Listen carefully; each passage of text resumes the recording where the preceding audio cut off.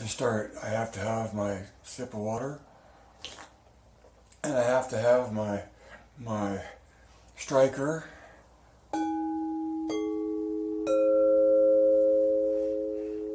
Otherwise, it's tough to get off to that beginning. Greetings, my name is Michael Miller. This is a Michael Miller trademark training video out to you because you're watching. Thank you and welcome. It's meant for Michael Miller Pilates licensed affiliates. It's meant for Michael Miller Pilates licensed affiliates. And also the Core New Core, my patrons, and anyone interested in surviving and thriving as a Pilates instructor or student from this particular point of view called MMP, which stands for Michael Miller Pilates. But it's just one point of view out of thousands, because each of us generate our own simulation of what Pilates is to them.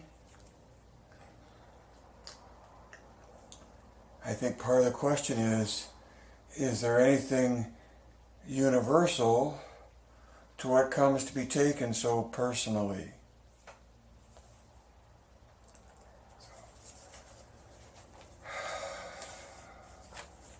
So two things, even before my numbered things. Elbows to the rescue. When I'm watching television and someone is sitting among others on high chairs, high back chairs, and they have you come at your elbows and you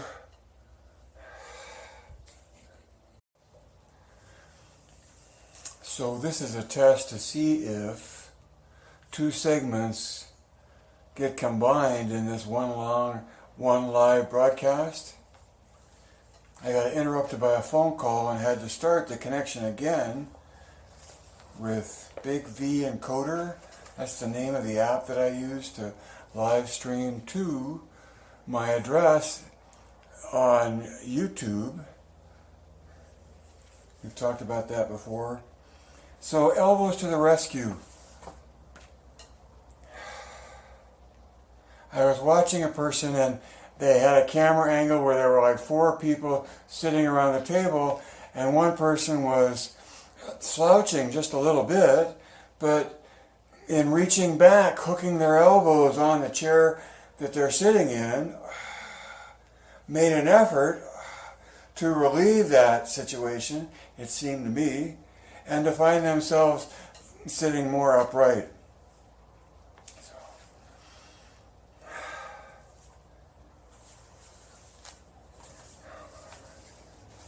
Elbow to the rescue.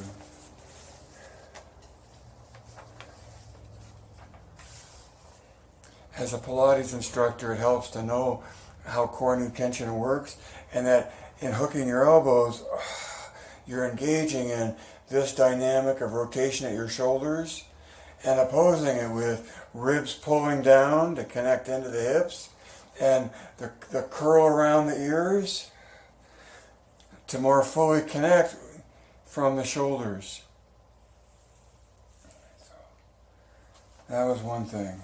Okay. And then before number 1 again, in martial arts there's such a thing called kata, which is a sequence of movements. And in Pilates it has very much a characteristic of kata in the martial arts sense, because it's a sequence of movements. Now, the thing about kata and any long time version of martial arts, what they consider to be the kata that you seek to perform,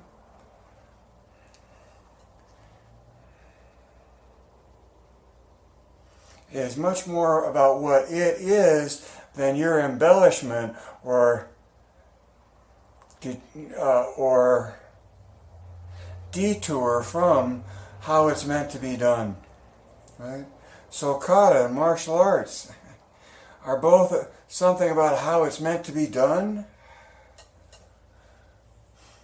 and for whatever reasons in the martial arts that they have, don't know, within the world of Pilates, the sequence is done as a reaction to the reality we find ourselves in.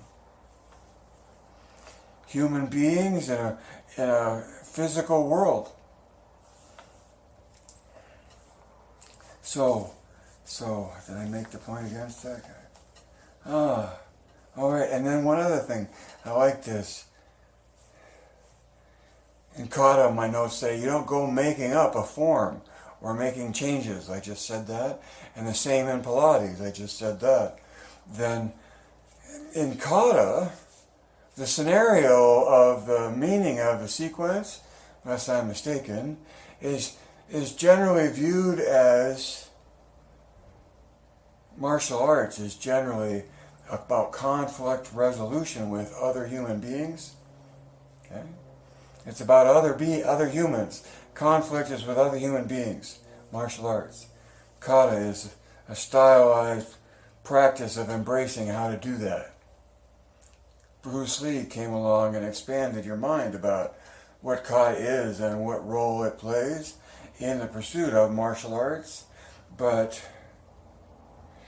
the point I want to make, the distinction I want to make between kata, which is about against others, in Pilates, it's about against gravity.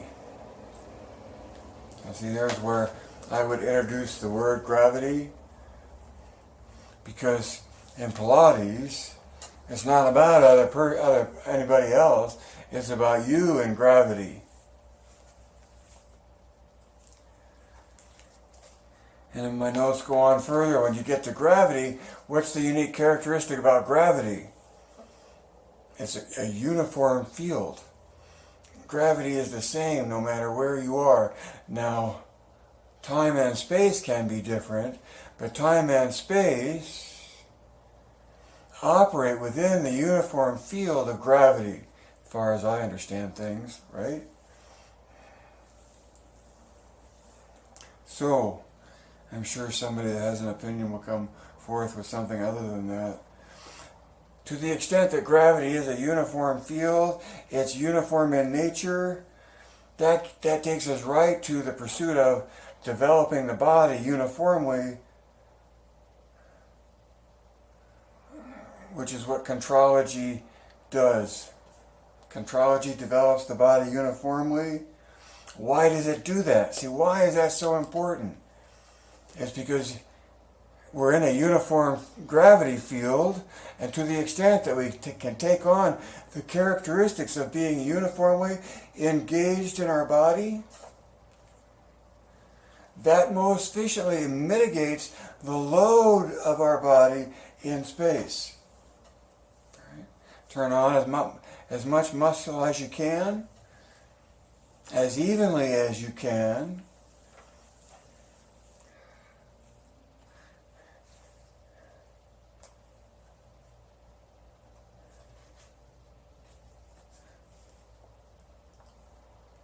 to swim like a fish in air. My Portuguese guide, I think, said or talked about. All right, so let's go to number one. And I can't talk forever on this because I have an audience on Facebook as well. Missing the point, so I'll talk about preview. In missing the point,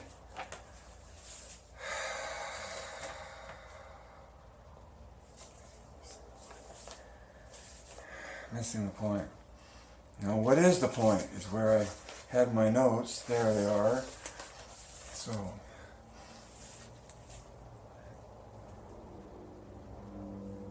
from some points of view, the point is always about making money, right? At least appreciating where that point of view comes from.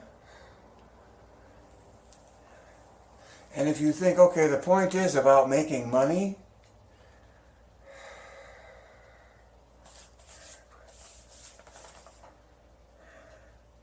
and then I lose my notes again once.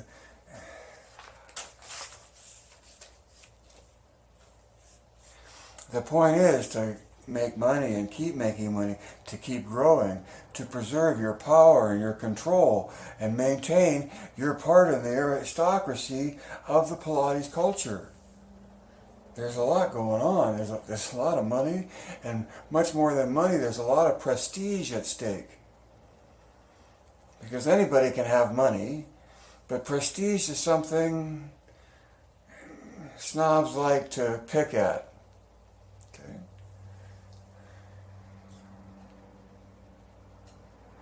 Within the point of making money, what makes the most money, and that talks to you about what brings them in droves.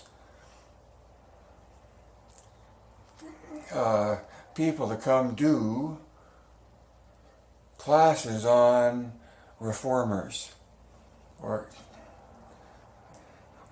with equipment, but the equipment is all there, and what I'm told is people want to keep moving and keep adding on more and more springs.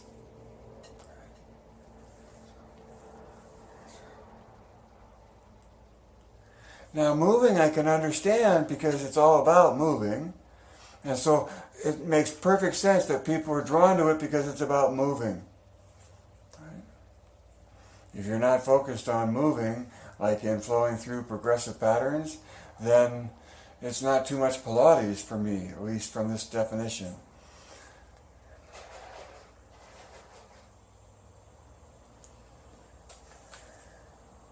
What matters is about being entertaining, because if you're not having fun, you're not going to show up. And I think people come to move a lot, right? And then my question to you is, that's entertaining, but what's the attraction? What is the attraction to these classes that people come to in droves to move a lot and constantly look for more and more spring tension?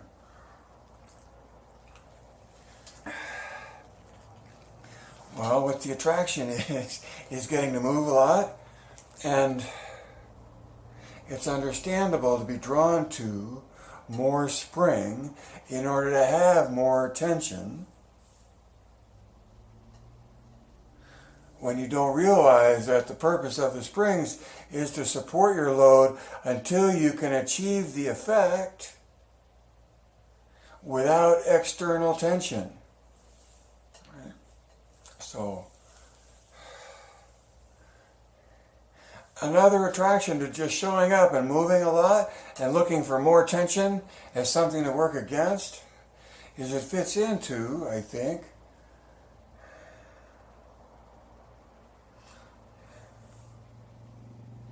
well-rutted points of view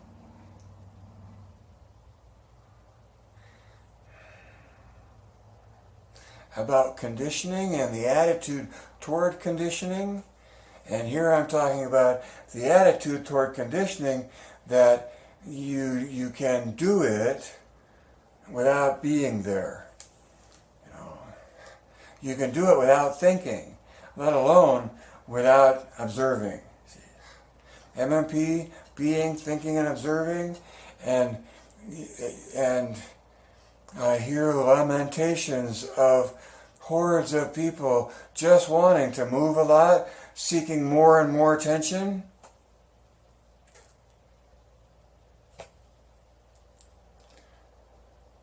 Without an expectation of having anything but marginal thinking.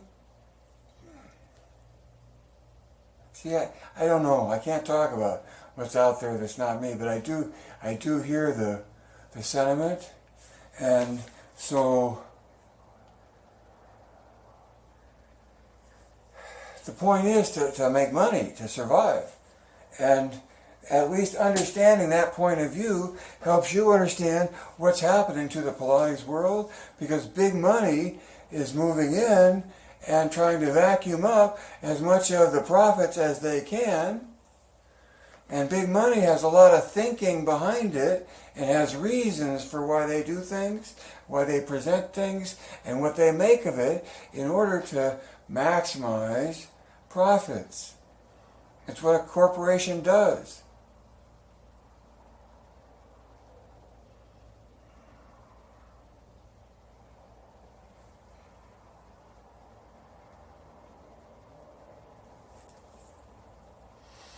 But I think it's important to survive as a Pilates instructor, to know where you fit as an instructor inside what's going on in the world around you. Especially when what you know of Pilates is different than what you see being represented as Pilates.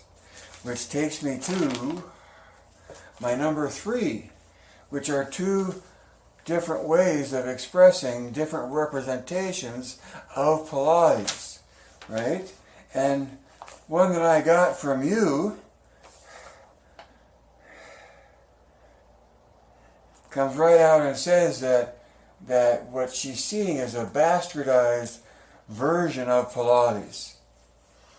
And so I asked Google what bastardized meant, and that's of a version of something, like Pilates, lower in quality or value than the original form. It's bastardized.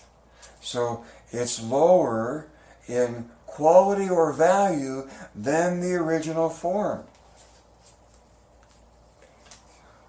That depends on what your motivations are and whether profit matters a lot or something beyond profit matters to the point that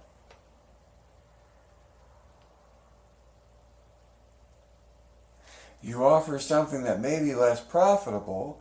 Doesn't have to be. I think it can be more profitable. And I think that it also can be more fulfilling. So that was a good definition of bastardized. And I was already making notes about faux Pilates. F-A-U-X. Faux Pilates. What does that mean? It means made to look like something else that is usually more valuable. So faux Pilates would be Pilates made to look like something else that is usually more valuable. So it's an imitation, right? It's meant to look like something else that's more valuable. Think purses, think watches. Now faux is the French word for fake. I love this, how this played out. Fake, but it is a very chic fake. So because it's French, of course, it's fashionable, and this resolves into saying that chic fake is elegantly and stylishly fashionable. So what you may consider to be a bastardized version of Pilates may come across as faux Pilates, but it's very chic, and it's very fashionable, and it's elegant, right?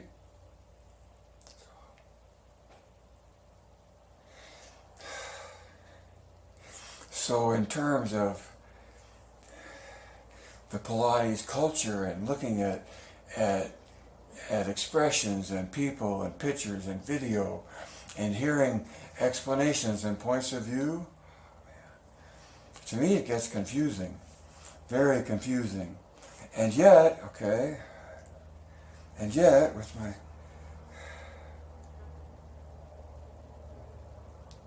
So let me go to number 4.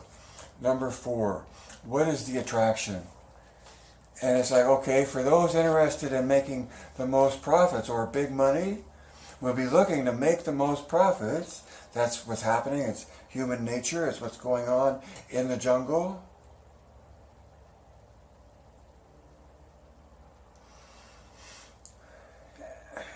But it comes back to, in the tsunami passion, why are people coming in droves to participate in this way that seems bastardized or like faux Pilates?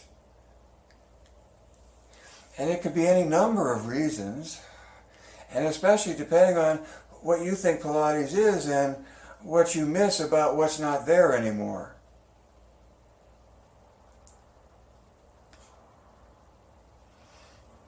What is the attraction in them where they come in droves to pursue something that is faux to the point of being bastardized. Or maybe it means the same thing, faux and bastardized.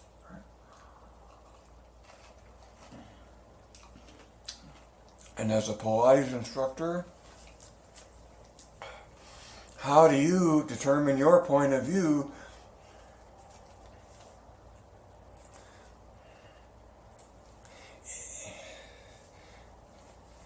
in recognizing familiar from faux? Or actually what I'd have to come, that brings me to what? That brings me from essence to faux. That brings me to the real thing. So when you're talking about a lower in quality or value than the original form, see, that's bastardized. And if Pilates is, you think, whatever is being represented is lower in quality or value than what was the original, that's bastardized. And then faux, I like faux because it's, you know, there's a huge amount of money in Pilates and a huge amount of prestige out in front of it.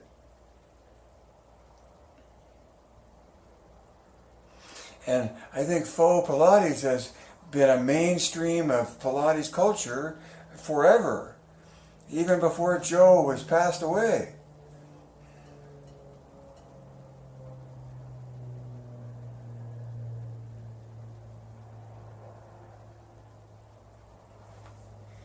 I'm lost in the thought that the story that Joe never liked or paid much attention to pretenders or status seekers. Right?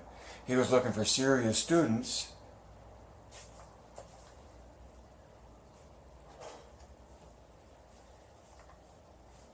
So the French word for fake, but it is very chic fake. And that's elegantly and stylishly fashionable. And why wouldn't you make of Pilates elegance and style, make it fashionable, but also take it toward the end of the spectrum where it has no essence? Because it's much easier to entertain chic at that end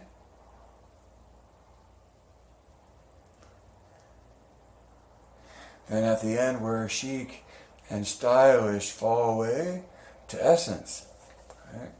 To the experience. So let me go on. So number 5 is unfill the new norm.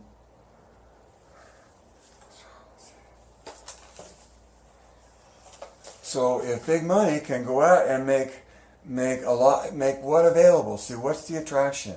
Well, I think the big attraction is spring tension. It's the tension. Because you can feel it. It's sensational.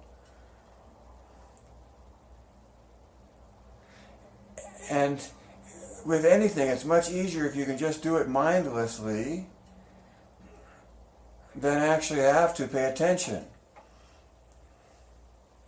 In a gym, making a presentation about Pilates and looking through glass walls that show the exercise machines like the treadmill and the bicycles, and people slaving away at that, and then, of course, looking up and watching television.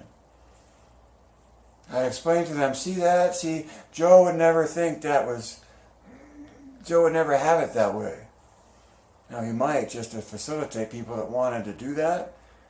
But the point of Pilates is not to be looking at something else, ignoring the effort you're making, but be totally absorbed in the effort you're making. Diving as deeply as you can, into your capacity to express the movement that you're making.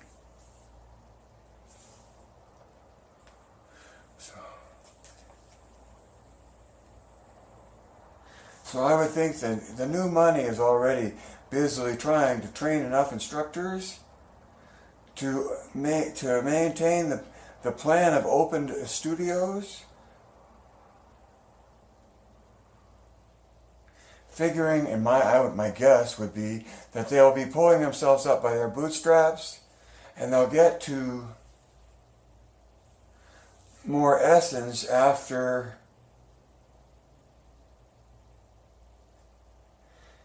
people start looking for more. And maybe all they'll get is the spring tension out of the equipment that is delivered by the establishment, knowing the difference. In much of Pilates, it's just a matter of the instructor instructing, saying, do this, do this, do this, do this. You enter into the very narrow realm of Michael Miller Pilates, I think. Maybe I'm completely wrong. At least I know within that realm. Maybe it's not uncommon at all. I'm just unaware of its existence.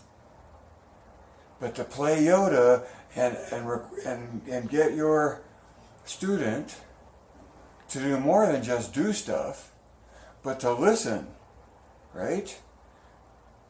To go into their cave of their own sensation and find discernment that allows them to take more control.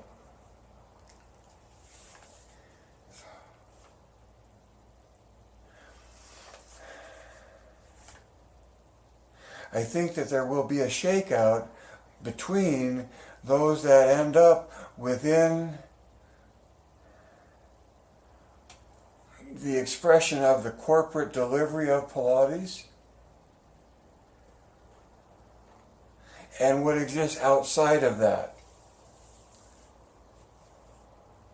So, like having a private practice. All of you do and have, and your studios became an extension of a private practice into a school, and then customized equipment and whatever else goes along with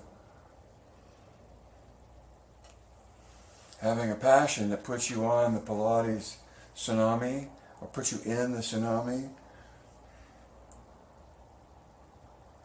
So I guess I'm talking on summary about unfulfilled or not. If what there is that's being sold as a bastardized or faux version of Pilates, and it's making money hand over fist, then I would say understand why it's happening that way, and then if participating in that way is unfulfilling, then it's either gone with the wind because whatever was fulfilling doesn't exist anymore. Like really the movie Gone with the Wind, and how Pilates used to be, that a bigger world came in and changed significantly.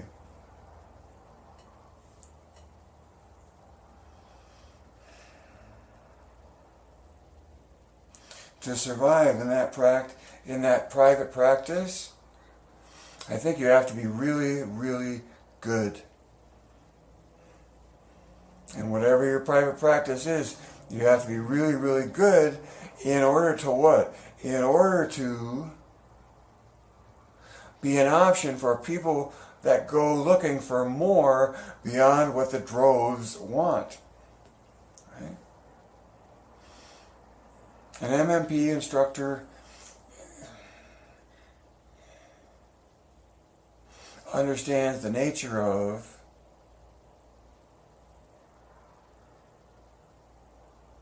what you have to instruct, and that the students will have to find you,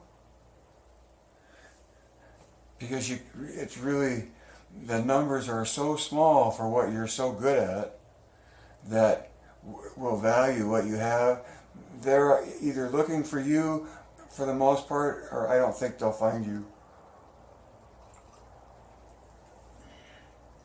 So the clearer you are to the person that you have the most to give to,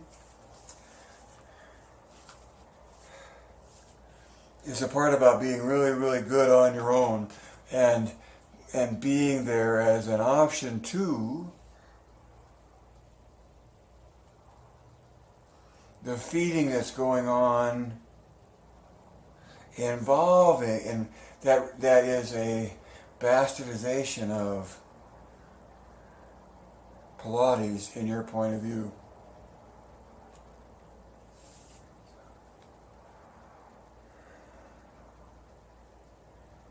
Oh, so why, in your private practice, will you have something to offer beyond what the corporation can offer? Because surely at some point, at some level, your explanation, or the explanation of Pilates, goes beyond what they want it to be, or how they want to treat it. Or, see, that's just the whole thing. See, we talked about that yesterday. As a spectrum between no essence and essence.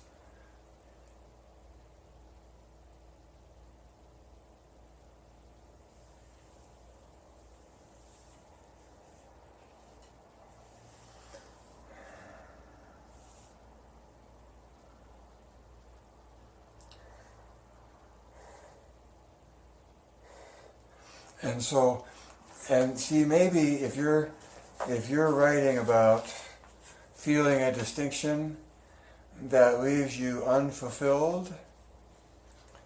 Now, I don't have anything to talk about other than two things: coordinate tension and the MMP point of view. And the MMP point of view is about reaching for that magic of completely coordinating, being, thinking, and observing.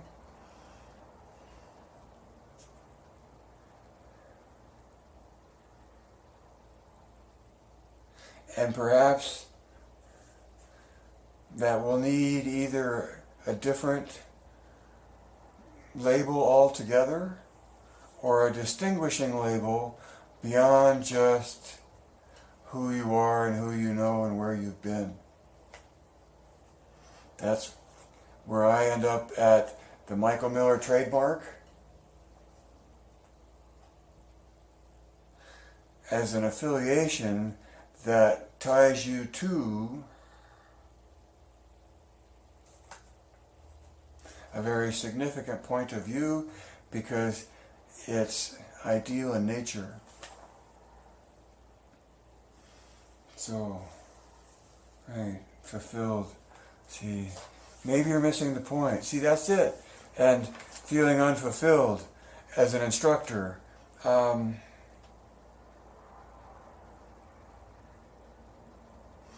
You have to figure out where the fulfilling is missing, or what's missing that doesn't make it fulfilling. And maybe it's completely something I don't know about, or don't care about. But to me,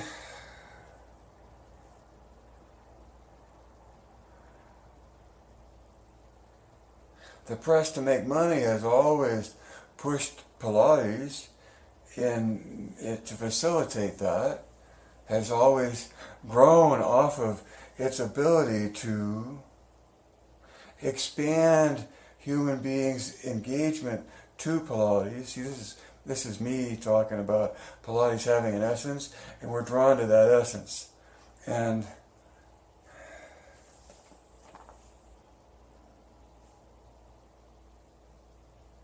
from the drives, but if they're right, new.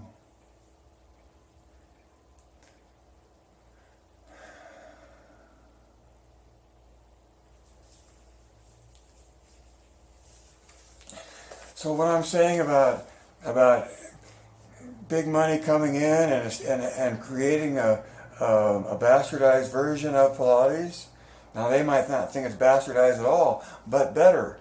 And maybe it is. How do you tell? Because Pilates is whatever anyone wants to make of it. Now, MMP makes of it as having an experience in pursuit of an ideal that you can feel. Go shop around points of view and compare. I guess I'm saying the same thing when I say shop around. And so, explanation.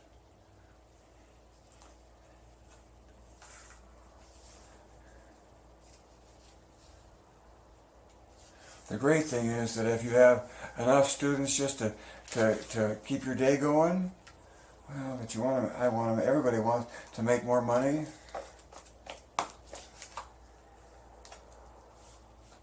You have to stand out in some way and differentiate what you have as an instructor that big money isn't already providing.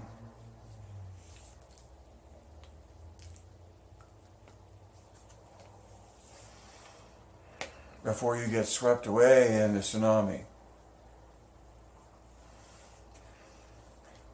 Because life can't live forever. And these are changing times. And Pilates is a big wave. Read between the lines and see behind the curtain. Evaluate points of view. Then add 2 and 2. Direct your thinking. Geist.